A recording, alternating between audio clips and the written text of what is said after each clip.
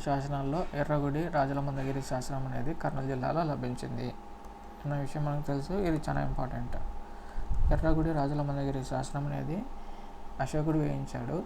అయితే ఈ శాసనం అనేది దేని గురించి తెలియజేస్తుందంటే మనకు గురు శిష్యుల మధ్య సంబంధం గురించి తెలియజేస్తుంది. గురు శిష్యుల సంబంధం ఎలా ఉండాలనేసి మనకు ఎర్రగుడి రాజుల మందగిరి శాసనం తెలియజేస్తుంది.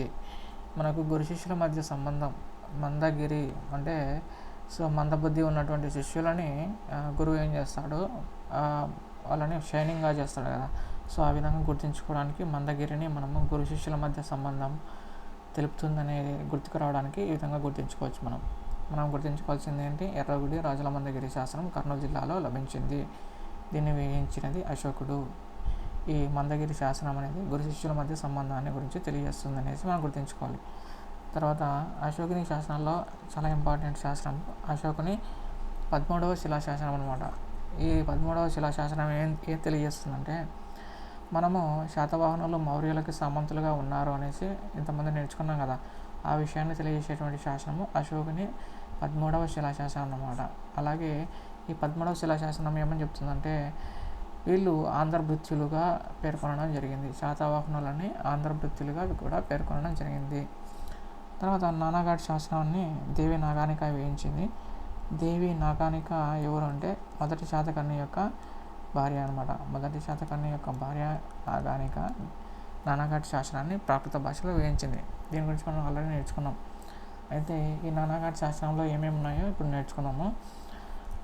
ఈ ఇంకా నాగానిక వచ్చేసి మొదటి శాతకర్ణి భార్య కాబట్టి మనకు మొదటి శాతకర్ణి యొక్క బిరుదుల గురించి ఆయన యొక్క విషయాల గురించి ఈ నానాఘాట్ శాసనం ఉంటుందని మనకు ఆల్రెడీ అర్థమవుతుంది.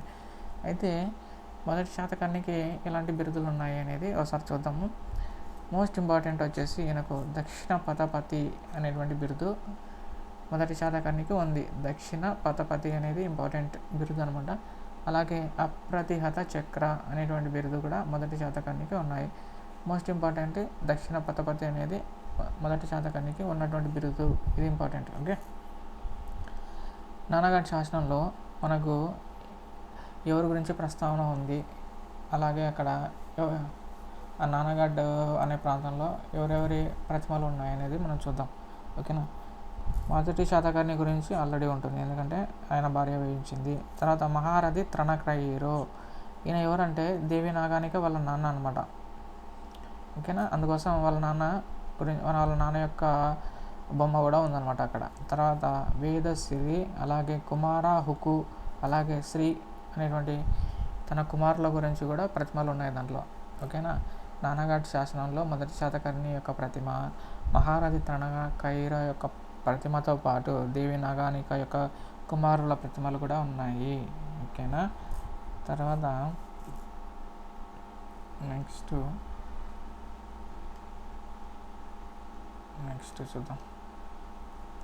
శాతవాహన అలాగే మరాఠా వాళ్ళ మధ్య వైవాహిక సంబంధాల గురించి కూడా మనకు దేవి నాగానిక వేయించిన నానాఘాట్ శాసనము పేర్కొంటుంది.